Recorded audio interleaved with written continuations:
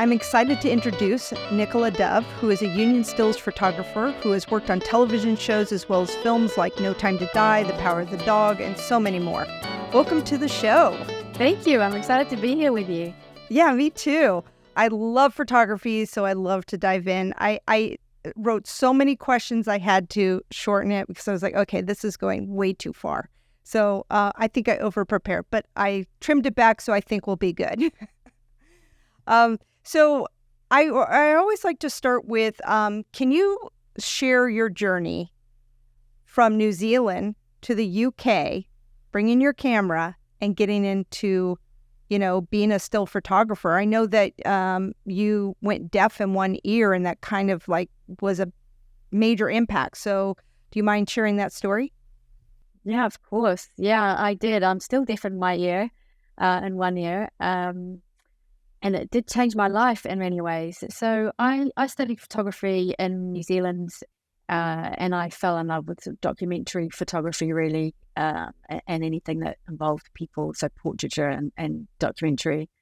I loved it. But I ended up, not long after I finished my studies, I was back in my hometown, living a pretty happy life, but not really in photography. I was doing a few other things and sort of quietly wishing I was being a photographer, but I was doing the odd wedding for friends and things like that. And if I'm honest with myself, I was kind of too scared to take that step, and take myself off to the big city and put a portfolio together and, just announce yourself to the world as a photographer wanting to go places. It just was a bit too much and a bit daunting, and I was a bit scared.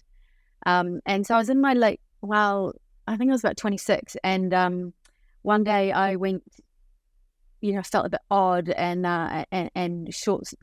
long story short, I went deaf in one ear. I lost my hearing very suddenly, and over the course of those next few weeks, I had lots of tests, and they couldn't really explain what had happened. But one of those tests, for example, was like a scans in case you have a brain tumor, and it pretty much stops you in your tracks. And when you have a few weeks where you're not sure if you've got a brain tumor or not, you then tend to question where you're at and what you're doing and how much time might be left, and is this where you want to be? And the answer to all of those things was pretty much, no. And I just lost all the fear. Everything got put in perspective. And so about 6 weeks after that, once I realized, I got the clear from the brain tumor, and I got assigned with what is officially called sudden unexplained hearing loss as a medical term. Reassuring. Yeah, reassuring. And they did say to me that, it won't come back. So this is it. So, you need to look after your hearing. But the thing that I took away from it was that I hadn't really been listening to myself, and I really needed to get cracking. There were things I wanted to do, and places I wanted to go. And you don't know how much time you have left, that's what really, and I still live like that in many ways. I still feel like I want to be out there and amongst it, and seeing what I'm capable of. And that decision to go for it meant that 6 weeks after I lost my hearing, I took off with my camera, and I left my small hometown. I left my little business I was running. I left the relationship I was due to be married. I sort of walked away from all of it, and I took myself off to Wellington, a big city in New Zealand, and Auckland, and I started to get a few commercial jobs and working for editorial, and I took myself off to Cambodia and started doing documentary work. And it wasn't very long, it was 7 or 8 months after that, I actually went to London, and on the way met a film producer who introduced me to the idea of working on a film set.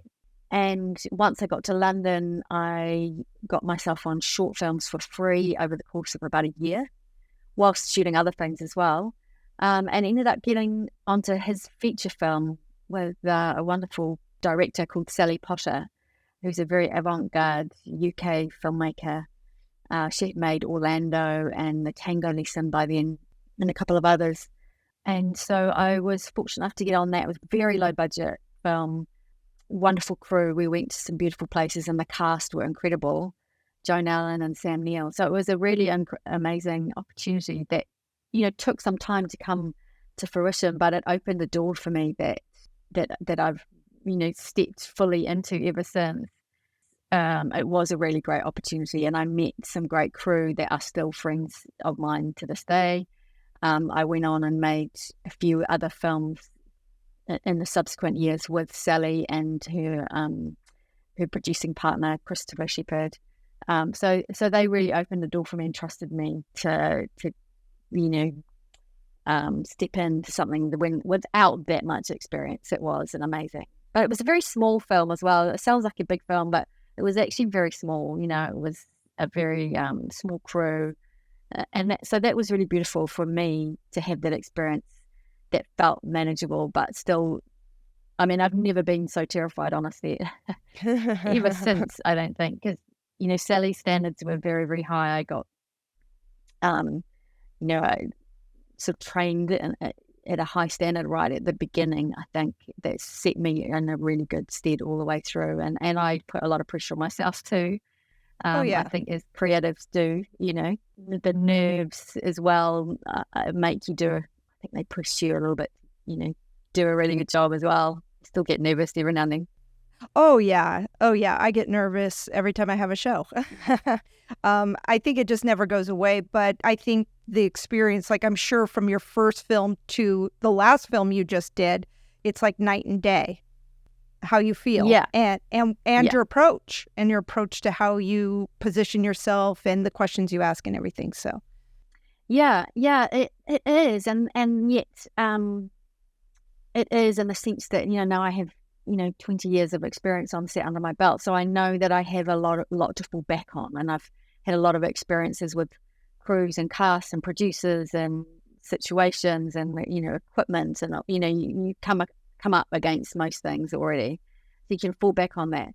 But at the same time, I remember feeling this when people asked me if I was nervous going into a massive film like the Bond film. What I realized after that show was that actually, even from when I was on my first film sets on a short film, for example, or my first, feature, low budget feature, it's the same thing. You're still cameras and actors and crews and lights. It's actually the same thing, just at a bigger scale, with different actors and different directors. But the fundamentals of it are the same, and the same applies in different countries too. That there's a kind of beautiful structure to filmmaking that actually stays the same no matter what the scale or the country that you're in. And there's something really reassuring about it too. Yeah. So why don't you take us through your prep before a shoot? What do you do? Well, obviously there's the gear, and you've got to make sure your gear is up to scratch, and your batteries are charged and all the gear stuff. I travel really light. I jettisoned a lot of equipment as the years have gone by, less and less cameras. And it's gotten easier as we moved from, my first films were shot on slide film, so that in a blimp, that's how long ago that was. Yeah. And obviously we moved through, I remember campaigning to shoot even just on colour neg film to get a bit more leeway on the exposures on set, and then moved into digital and obviously mirrorless. So things have sort of simplified over the years, and I don't carry a huge amount of gear, so that's nice. And I tell that to photographers that are starting out, you just got to learn to use your gear that you have really well. It's not necessarily about having all the latest, biggest, fanciest kind of kit. It's about using your gear well and preparing as well with story. I'm someone that really likes to know the show that I'm going into or the film that I'm involved with really well. So I love to read the script or read the book if it's based on a book, if it's an adaptation. And I like to feel like I know the characters and where they're at in the different parts of their journey through the film. I find that really reassuring. I find that once then I am on set, I'm more alert to what kinds of images are going to be useful for the marketing of that story, if I know that story really well.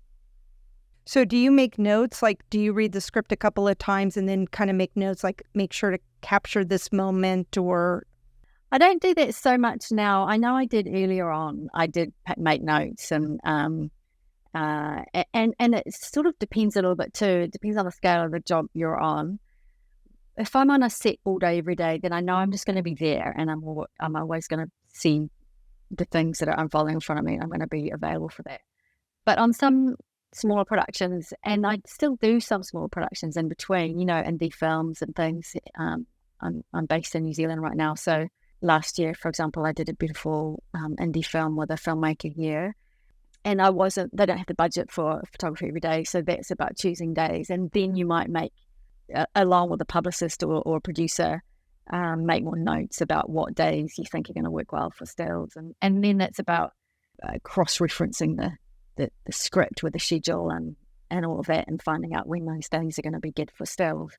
It's interesting because the things that often look really good on paper don't always lend themselves to great stills day, and vice versa. So sometimes, the bigger, brighter scenes, whether it's a fight scene or a big stunt scene or explosions or whatever, they're great to get for sure.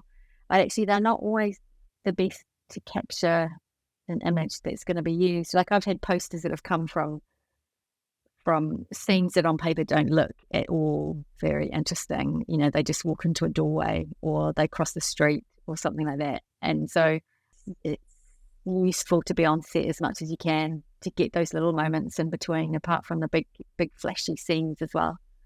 Yeah, and the great thing about filmmaking is there are multiple takes. So if you didn't catch it the first time, you have probably 2 or 3 more times to catch whatever you need to catch. Do you take pictures in the first couple of takes, or you just kind of take pictures throughout? Yes, we're lucky like that with filmmaking. I mean, I did a fair few weddings before I carried on doing weddings when I started shooting on set as well, because you don't always, leap into sort of full-time work in the film industry. So weddings are such great training because you've got to be fast and ready and still smiling, and nailing the shots and knowing your gear well in different lighting situations. So I remember getting on set and going, oh, they're doing this again. I get another shot at this, unlike a wedding. Yeah. So yeah, we do get a few shots at it, but there's many other challenges that we face on set. Not enough space or any number of other issues that we've got to work around. So I like to watch rehearsals. I like to watch blocking, crew rehearsals, and make sure that I can see what the kind of shape and choreography of a scene might be. And once you've seen that, and then you see how they're going to light it and come together, I definitely like to shoot as many takes as I can. And on the whole, I'll be there for as many takes as they're shooting. Unless it's a situation where I can feel myself getting really bored, and there's nothing else I feel like I've shot at it from every angle and there's nothing else to discover. Even then, sometimes I'll stick around because there's a part of me that doesn't like to think that I might miss out on something unexpected that might happen. You never know when an actor might suddenly look for, do something slightly different. But I'm always, you can always improve a shot, I feel. There's always a little tweak that can be made, whether it's an inch to the right or up and down to align something better in the background, or you're looking for that perfect kind of angle of 2 or 3 actors together in that configuration. And because each take's slightly different, I find that I'm honing in on a particular moment more and more closely as the scenes get, repeated. And then sometimes if you're bored, it's time to go and get your cup of tea and leave them alone and get out of the way, right? There are definitely times when that's useful as well. Right. No, totally. So where do you position yourself on set to capture the essence of the scene? Is there a specific place? Are you next to the camera person? Do you move around? And then are you always capturing what's in the frame? Well, somewhat. And trying not to get lights and crew people? Yeah, so it's hard to give a definitive answer to that because it's different on every scene and every film and every project. The basic sort of guideline for a good film still is that it represents that scene as part of that story well. So I'll go wherever I need to be to get that within the realms of the limitations of where I can be on set. I obviously can't stand in front of the camera. I can't be in a light causing a shadow. I can't, trip up the boom operator as they're moving through the scene. Can't be an unacted eyeliner. There's so many it's like a jigsaw puzzle as to what the process of elimination, where are the spots that are left. And that really easy thing to do is just to plonk yourself next to camera and get the shot. That's the kind of pedestrian's approach. And you've got to cover some of that, and you've got to cover your bases. But beyond that, I think we can be, if the scene allows and space allows, there's a lot of room for finding your own angles on a scene. Because what works for a moving camera doesn't always work for a still image either. We've got one shot to try and capture the scene, and they get to piece together a whole bunch of shots, right? And we're looking to cover the scene in different ways as well, whether it's a wide shot or a tight shot. We're doing a similar thing too. So yeah, it does depend on the scene and the space and what the scene is. It depends on the lighting. I'll always be looking for ways to utilize the lighting that's there, but in my own way as well. What is some of the unspoken rules to know when on set? Well, yeah, I mean, there's a lot of, there are some unspoken rules. These things, they become a kind of an instinct over time. It's almost second nature, so it's hard to sort of pull forward. But, obviously there's the mobile phone thing. Don't have your mobile phone ringing on a film set, right? Any crew member doing that. Don't block up doorways when you're waiting around. There's people moving about fast and they need to get from A to B quite quickly. Don't walk backwards on a film set. A lot of it's about safety, right, as well. Don't walk backwards. You don't know if someone, right behind you has sort of crept into the scene at the last minute, and there might be someone behind you. I've seen that happen before. Don't leave things lying around where people can trip up. It's kind of a lot of safety stuff because there's a lot of people. It's a very dynamic environment. Yeah. When you're on set, could you just walk me through kind of like a day? Do you station, like you come in, you bring your gear, do you put it in a certain spot? Do you carry it around with you wherever you go? I get it if there's like multiple locations, and of course you're going to take it, but like let's just say it's in a room in a house, and do you have a certain place that you put your stuff? And then walk me through, do you talk to the director? Like, what do you do? Maybe on your first day. It might be the first day, yeah. By the time you get to your 100th day, it's different. You might be slightly different, yeah. So first day, you want to get there early enough so that you have time to get the lay of the land. And I guess that kind of goes for it. And it might be a few weeks in, and even then, if you're going to a new location, it's a new environment. But certainly on your first day, you want to get there early enough so that you can not feel stressed by arriving late. You have time to eat something. You need good energy levels, and you want to go and introduce yourself to the people that you need to speak with. It might be the person who's reached out to you originally, fund production office, production trailer, producers, production coordinators, whoever it might be that might be your sort of first point of contact, and say hi. In terms of finding gear, there's again, it depends on the space. Finding a place for gear, again, I travel quite light, so I have a trolley bag plus a backpack that has my gear in it, and they kind of one sits on top of the other.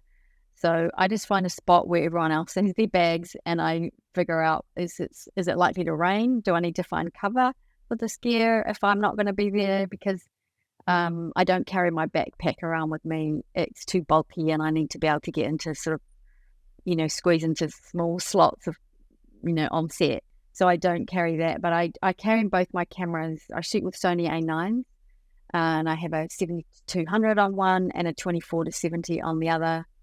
So between those two lenses, I'm kind of covered for the day, right? I don't actually need to get back to my bag unless I'm going for a snack or a cup of tea or just sit down for a minute, because my trolley bag you can sit on is a game changer. And once I've got my cameras strapped on, I'm kind of good to go. Yeah. Do you have like a couple batteries in your pockets? Yes, I do. So I actually carry like a shoulder, across the shoulder little sort of bag for my phone that I put my phone in, and I have a couple of batteries in there. I have other things like earplugs in there. That's me protecting the ear if there's going to be loud explosions. I have a few things in there that I need to batteries included to get access to. But on the whole, and sometimes you got pockets in your jacket or what have you. But the Sony A9s are quite good. You can almost get through a whole day, but it depends on the shooting of what you're shooting. If there's a lot of big scenes, then you'll need extra batteries. And probably if it gets really hot, does that heat up the camera, which then heats up the batteries? Yeah, they go through the batteries quicker. So the environments that I shoot in lately has been more about the cold. So that's not been too much of a problem. I've shot in places all around the world, some of them that are very hot. And then you've got to keep that in mind. There's also, humidity and all kinds of other environments, things that affect your camera gear in different ways as well. So all of that we have to deal with, like photographers do from all sorts of kind of commercial weddings, that same kind of stuff. Yeah. Your memory sticks, do you do like huge ones, like 128 gigabytes, and then have a couple of those, and then are you downloading photos the same day? How does that work? Yeah, so I do use quite large memory sticks, SD cards. I do use the larger ones, and I shoot 2 at once so that there's always that backup there. Oh, in terms of downloading each day, again, it really depends on the scene. If there's time, I will, and if there's the space, I will. I've spent a lot of the last 6 months shooting at beaches here in New Zealand, where it's windy or it's not a good time to get your laptop out and be downloading and have your gear kind of like that. So it depends if there's a space. If you're in a studio and there's a nice table to sit at, then sure, downloading's easy. I kind of like to download on the day if I can, but also if I'm based at a studio, or even not, if you can find a place to sit, I like to get to sit early the next day and download the day before. I've got a family. I've got 2 kids, so I like to come home at the end of the day and actually see them and hang out with them, and feel like a bit of a life as well. So I'll tend to get up early and get to sit early and do the downloading from the day before then. Okay. And how is that, having a family and then sometimes being taken on a shoot for a couple months, possibly? I mean, does your family go with you, or how does that work? It's a juggle. It's like any working parent. The juggle is very real. And they're teenagers now, so it's easier. But on the other hand, I was photographing on film sets. I took quite a bit of time off when my son was born, my first one. But by the time my daughter came along a couple of years later, I was back on set reasonably quickly, just for the timing. Jobs came up that were too good to turn down. But I had, I'm very much a team effort with my husband, and he's, he'll step in and take over the kind of lead parenting role for those few months. And then I don't work full time in the sense that I don't work back to back to back. So I'll definitely have a lot of time at home in between jobs as well. And then I'm just a mum at home full time. But it is a juggle. The days are long, and we were living in the UK with no family support often. So you have to have quite an understanding partner who's willing to compromise as well, so that you can keep your career going, and juggle it that way. Or you have, I know other crews have, child support, nannies or au pairs or what have you. We never quite went down that route too much, but sometimes my parents or my wonderful in-laws would come over from New Zealand for a few months to support us, while if I did get a job that required me being on set most days. So that was really, really helpful, and we got to spend time, and they got to spend time with their grandkids, so that worked out really well. But I will say that, whenever we've had the chance, we've always travelled as a family if we can. So I think my daughter, that she was probably only 3 months, and we had a month in Mallorca shooting as part of a show, a movie. And so we all went out there and spent that time there, and she would be brought down on set, and I would feed her, and they would, hang out for a bit and then take off down the beach and go for a walk or what have you.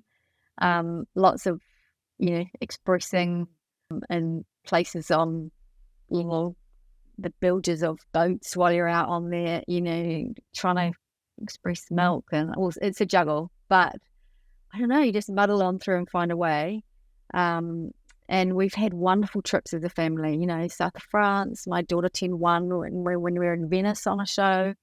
For the Bond film, they came with us to quite a few of the locations. We had a month in Matera, and they're older by then. So David, my husband, was homeschooling them. Well, we took them out of school for 5-6 months. So we've seen it kind of as a big family adventure as well, when we can turn it into that.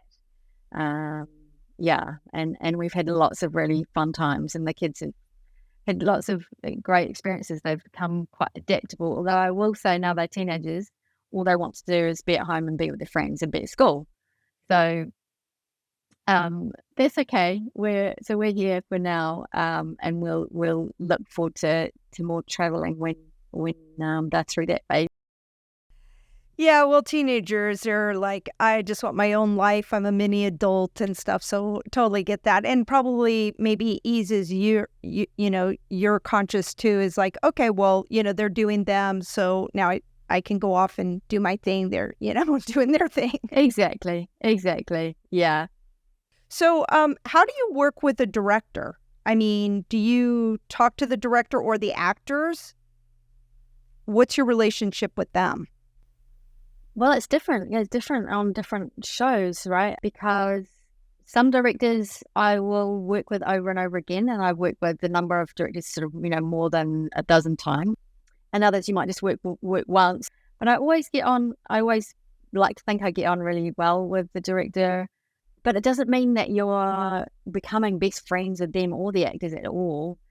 Directors and actors have so much on their plate that the last thing they need is to become, have long conversations with all the different crew members, and there are many of us, and they need their time and space to figure out what the hell they're doing next.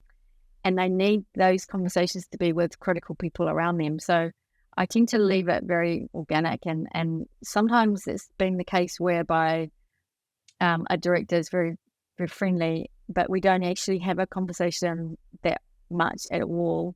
And I feel like that means I've done my job really well, because they don't have to worry about the still photography getting in the way.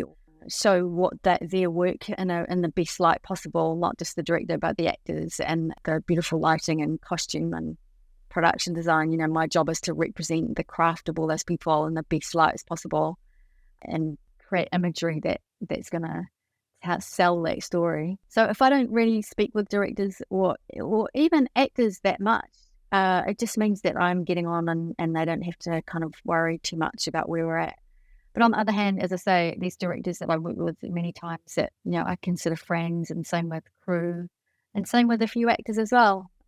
And then there's some actors that don't want to interact with crew too much. They really need that space to do all their own internal, work that they do. I admire what actors do very much, and feel like it's a great privilege to get to photograph them and the way they work. It's quite wonderful.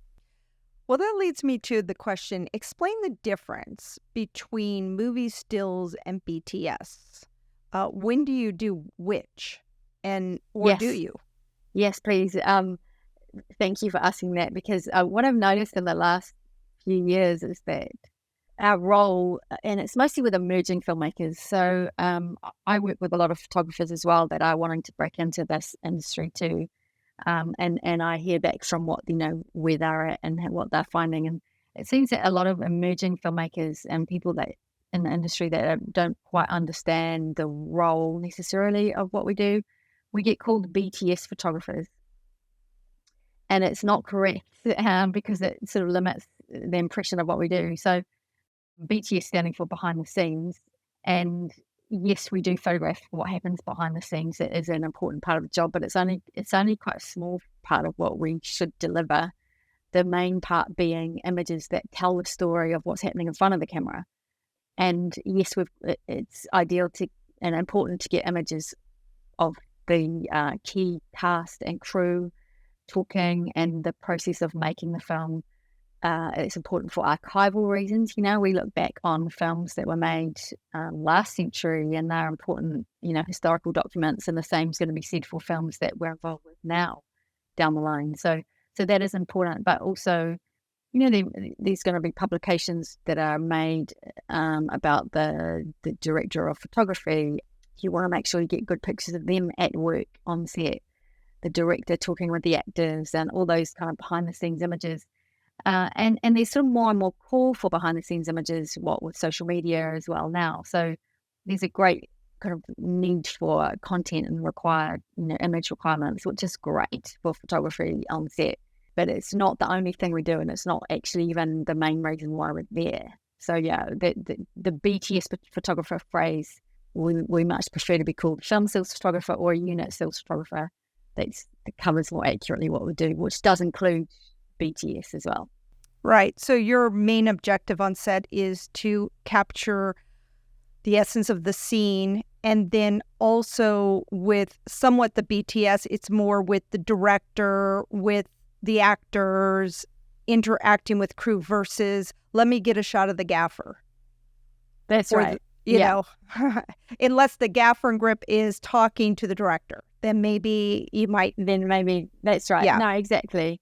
And it doesn't mean you don't shoot the gaffer if they're doing something interesting and there's an interesting lighting situation or what have it. Doesn't, or the grips. But there's lots of really interesting images to be made on set because it's a dynamic environment. There's always stuff going on, and you're in interesting places and lots of crazy props or people in weird costumes walking past. There's lots of wonderful images to be made on set. Right. And it doesn't mean you don't shoot them, but it's not they're kind of just like the sprinkles on top. That the kind of core of what we need to do is to get images that help sell the film and help market the film and help the marketing teams or the producers. If it's a smaller film, even if it's just the filmmakers themselves, they're going to need imagery to put out to the festival circuit, and taking screen grabs of the film is not the way to go. You want someone on set dedicated that's going to get high-res images for you that are representing everyone's work in the best possible way, because screen grabs there's a number of reasons why they don't really cut it, in fact, distributors, I've spoken with a number of publicists and producers over the years, and even recently, distributors who are working in the indie kind of world, when a film gets delivered, there was one publicist who talked about in the contract, they specifically said to the filmmakers, we will not accept screen grabs as marketing material. We want high-res images from a photographer on set. So it's good for emerging filmmakers to know that, and to know that, going forward, it's about get a great photographer on your film set as soon as you can, so that you can build that relationship with them and they can come with you as you move into bigger films. Yeah. Now, you had mentioned social media, because now that's the thing too. Have you found that the film sets in your job has changed because a lot of shots should maybe be more vertical for Instagram, Reels? Do you feel like you have to capture that as well? And has anybody asked you to do video? Or is it like, nope, that's not my job, I do this, so what are the parameters and how has it changed? Yeah, so the video thing is the easy one. I'll start with that. I've only ever asked once or twice when the EPK person has not been able to be there for a moment of the day or whatever, and what I might. And I set quite strict parameters around that, because that's a separate job. And I know in the US, for example, it's a separate job that's important as well. It's got its own unique requirements, but in the union, that then stills photographers are not permitted to also do video, right? So that's a separate thing, and that would be breaking union sort of regulations. And it's even another, I work in countries that are not unionized quite so much. And even then it's considered a separate thing. It really is. There's one or two photographers that do both and have made a kind of a specialty of doing both. And speaking with people that shoot video and shoot stills, they're quite different ways of seeing, and it's different kit and it's different sort of gear. And I think you get into a different mindset when you're shooting moving images as looking for a moment. So I don't shoot video. And I haven't been asked actually at all in the last 10 years. So this is even kind of precedes social media stuff anyway. That social media thing, it's just mostly what I've noticed is that there's just more requirements for images all around. And what tends to happen, I think, is that your images get cropped more for social media in the way that they get used. And so, the format, the traditional format for a film still is horizontal because that's the cinematic format, right? Yeah. And I think that's still the default setting for a stills photographer. It should always be that horizontal, but occasionally, I think that's loosened up a little bit, you could say, but I certainly wouldn't sort of spend most of my day or even half and half of my day shooting horizontal versus vertical. It's just if a shot really works vertically, then I'll shoot it, but I won't sort of make a point of it, if you know what I mean. Yeah, I almost feel like that the videographer needs to be a separate job for somebody who is strictly getting social media, because it's a different mindset. And especially with TikTok and Reels and all this stuff, I think that's video, photo, I think more so video. But, I just think that takes a person that's thinking that way. Then I want to capture the shot. So maybe that'll be another job for the future. Well, it already is. I mean, there's the stills photographer, there's the EPK person, and on the bigger films, it's often a team of people. And then sometimes there's social media people might come on occasionally, that are just there with their phones, just getting kind of little vox pops of people or other little kind of quirky little stories additional. So even then there is not so much on the smaller productions, but there's a lot more material and content being seen and taken and used from onset. Which I think is great. You really should be promoting it while you're shooting it to get people excited for what's to come. I'm sure that when you started to now taking pictures, right? When you started, you probably took a lot of pictures, and now you're probably more strategic. And then also when you're delivering, do you go through and start deleting out and then touching up, or what do you do? Well, actually, in some ways, it's because I started shooting on slide film and on film, and all my training was on film, pre-digital days. I started out shooting way less. Oh, okay. Because you had to be mindful of it. Every time you push a button, it costs money, right? Yeah. And I had a quota on the smaller budget films. It's like 6 rolls of 36 was the max I could shoot. So, you add that up, it's not many pictures over the course of a day compared to what we shoot now, compared to what anyone shoots now. So you have to be very mindful and intentional with when you push the button and how many times you did that. So I think back now and it's quite extraordinary, but it's just what was normal. I remember a 10-roll day being a really big day. But they weren't massive films then. They were sort of middle-sized budget UK films. So I'm sure had I been on a shooting film on a big Disney show, those ratios would have been higher. But in a way, it's really great training because you're not hosing it down with your finger on the button, hoping for the best. You're actually actively looking for images and making shots. You're not kind of just taking them. You're making photographs happen by perfecting and shooting around something and finding the best angles and looking for moments that are better than the last ones. And how can I improve the lighting? You are always looking for ways to get that ultimate shot in the most economical way. Yeah. So that was brilliant training for going forward into digital. And I think a lot of photographers starting out with digital struggle with, and I work with a lot of them, struggle with overshooting. That then leads into editing problems and time and in the inability to make a decision. Your decision making starts when you're shooting. You know what you're wanting to photograph and you know what you're aiming for, so that your editing becomes a much more simple process then, not only in terms of quantity, but in terms of the image. You know what you had in mind in that moment, and you're just finding it when you're editing and weeding out the ones that don't work either side, there's a lot that goes in the bin, more now than ever before, digital. So we do inevitably shoot more now, but so I edit out what goes in the bin and I tag my favorites. Yeah, deliver those. Do you touch them up at all, or do you send them Well, raw? it depends again on who you're shooting for. And if you're shooting for the studios or streamers, then they're going to have their own photo departments and they don't want them touched up, right? But if you're working, especially for filmmakers starting out, you're working directly with filmmakers, and they're going to be the ones that you're delivering pictures to if you're on a short film or if you're on a low budget indie or what have you. Then you want to be having those conversations and be involved in that post-production side of things, because you're going to be wanting to be making sure that those images that go out represent your work really well, and that they're at a resolution that's good, or they're not being butchered, either by cropping or by color grading and things like that. So I'd want to be involved then. Yeah. So why don't we talk about that you're teaching courses on your website, Film Stills Academy. Can you tell me a little bit about your courses and what made you decide, hey, let me put together some courses for people? Become a teacher. Yeah, I set up the Film Stills Academy during COVID, late in kind of 2020 when I ran the first course.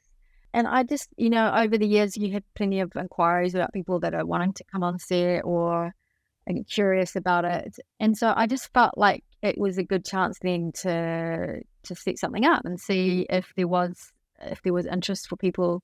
There's a lot of time to sit around. So I had some time to really kind of collate my experience, and when there's a lot of knowledge that you gather without really realizing it, and so I run kind of two courses in tandem. Often I run a free introduction course. It's 4 days of just an introduction to film stills, because it's a bit of a niche in the photography industry that not many people even know about. I think it's becoming more and more sort of people becoming more and more aware, but so I run an intro to what film stills are and why they're important to a film, what kind of gear I use, and how you can perhaps get started to get onto a short film and whatnot. So I run an intro, and then I also run a 10-week in-depth course that's paid, and that really dives in, and that's everything, the sort of 20 years. I tried to take, the 20 years of my experience and put it, download it into their hearts and minds. And we go through everything, and we have weekly Q&A sessions as well, where we discuss all the different scenarios around a topic. And we have guest speakers on, they put together a portfolio, and it's people come along that are already photographers. So you've got to know your way around a camera. So I'm not teaching people how to use their camera, but I am sharing how I use my camera in the most effective way that I've found on set. So I'm sharing that. So it's people that have been photographers, but not necessarily been on set, plus people that have already been on set and are either struggling or want to refine what they're doing, or not sure if they're doing stuff right, and just want to, get better. So we have a range of people from all around the world, and they put together portfolios, and we have portfolio reviews. It's really in depth, and I discovered that I absolutely loved it, and I love working with people who are wanting to get into the industry or move along in the industry. And it's built a really lovely community since then. We all support each other, everyone stays in touch, and we have ongoing kind of ways of communicating with each other. Yeah, some of my students are now, with Netflix or Amazon or Apple. Others are moving into, features. Some are working still, the more recent ones working through the short film thing. And building their portfolio over time and building their networks. And so, yeah, it's been really, really exciting. And I'm passionate about, the next generation of stills photographers actually knowing what they're doing, instead of everyone having to relearn them, invent the wheel themselves over and again, because it's not like joining the camera department where you join a unit that then has a little hierarchy that you get trained, you get brought on as a trainer and you're on trainee and you're on set every day and they teach you all the ins and outs. That doesn't happen in the stills world. You've got to just maybe have a coffee with a stills photographer and they just wish you well and send you, into a film set, and you've got to just muddle through and make all the mistakes that we've all made many times over the years. So hoping that, that these photographers that come through are, representing their role of stills photographers in the best way that they can, and building good relationships with cast and crew and doing a really good job as they go. Yeah. Well, I know one of your students. She's the one that introduced me to you, and she's now on film sets and just doing amazing work. And she was sharing some of her input that it was just an invaluable course. And then I took the 4-day course. I learned so much just from that. So you're doing a great job. I mean, you give a wealth of information. You go above and beyond. So thank you. Because, sometimes different positions, it's a little daunting. You don't know what all goes into it and how to do it right. I know that when I started on film shoots, I was more BTS. I realize now I was more comfortable with the crew because that's who I worked with all the time. So it really had to change my frame of when you're going on a set and you're doing film stills, you have to go in a different way than what I was comfortable. So I had to get outside my comfort zone. So thank you for sharing all of that wise wisdom. I really appreciate it. You're welcome. Any last thoughts you want to leave our listeners with? But you just touched on that idea that, comfort zones and it can be quite daunting being on a film set. And that's one of the things that I really love working through with my students and photographers and, friends that become my friends, right? Is pushing through those comfort levels. I think that not just on set, but often even just in life, it's that the fear that holds people back from even trying in the first place, or when they do get on set, they're a little bit too nervous and they're too scared to get where they need to be. And the images reflect that. So I can look at people's work and I can tell where they're at with their comfort zone. Are they pushing that, or are they really playing it safe? And those are the conversations that I'm actually really passionate about in terms of helping people get through that. And I think giving people confidence to play the role of the film stills photographer, be that person on set that knows what they're doing and knows what the boundaries are and where they can push them and where they should walk away. Building that confidence over time is so satisfying, working with people and seeing them develop like that, and not just on set, but also in life as well. Because the film stills is one aspect of a photographer's life, but it can often spill over into other things as well. Just finding that confidence. So yeah, I really enjoy it. Well, thank you for being on the show today. I really appreciate you taking the time out to do this. You're so welcome. It was really lovely to chat with you. Thank you. Thank you so much for listening. I encourage you to get out there and make a film. Reach out to your local filmmakers group to get involved and connect. Please subscribe to the show if you like it, and follow me on Instagram @Tammy Magaro. Until we meet again, what's your story?